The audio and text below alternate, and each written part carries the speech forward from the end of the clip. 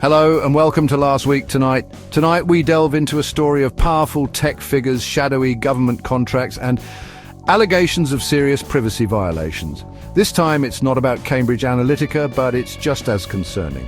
We're talking about Elon Musk and a team of young hackers known as Doge.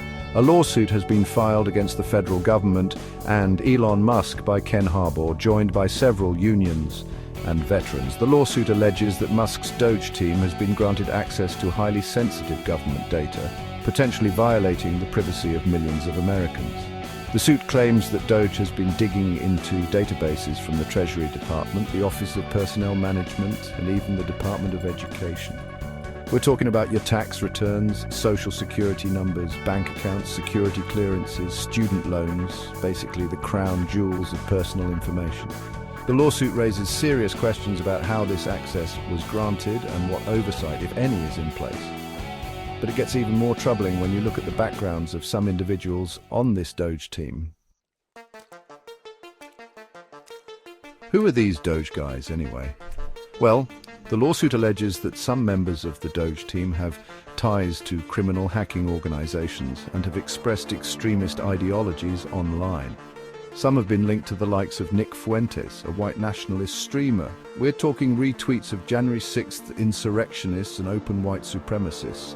These are not your average tech bros, and they certainly don't scream responsible stewards of sensitive government data.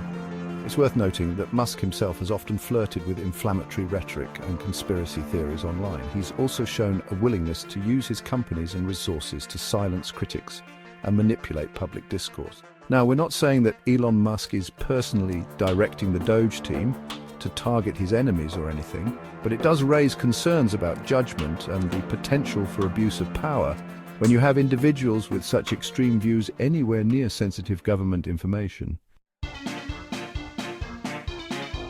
The situation becomes even more absurd when you bring J.D. Vance into the picture. You remember J.D. Vance, right? The hillbilly elegy guy who reinvented himself as a Trump-loving populist senator. Well, Vance has come out defending the Doge team, seemingly brushing aside concerns about their extremist views. This is particularly rich coming from Vance, who has family ties to India and has previously spoken out against racism. Yet here he is, seemingly excusing racist tweets made by a Doge team member about Indians. It's almost as if political expediency trumps any semblance of principle or consistency these days.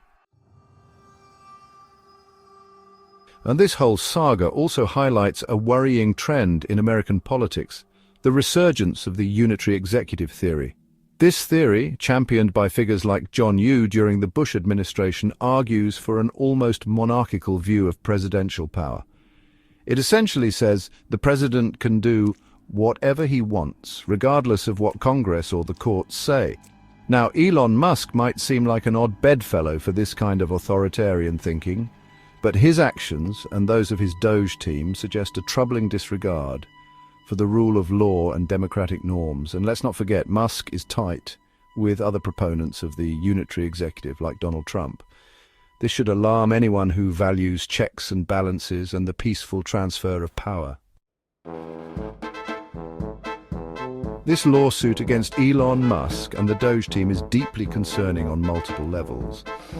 It raises serious questions about privacy violations, government overreach, and the potential for political persecution. But it also serves as a stark reminder of the fragility of our democratic institutions.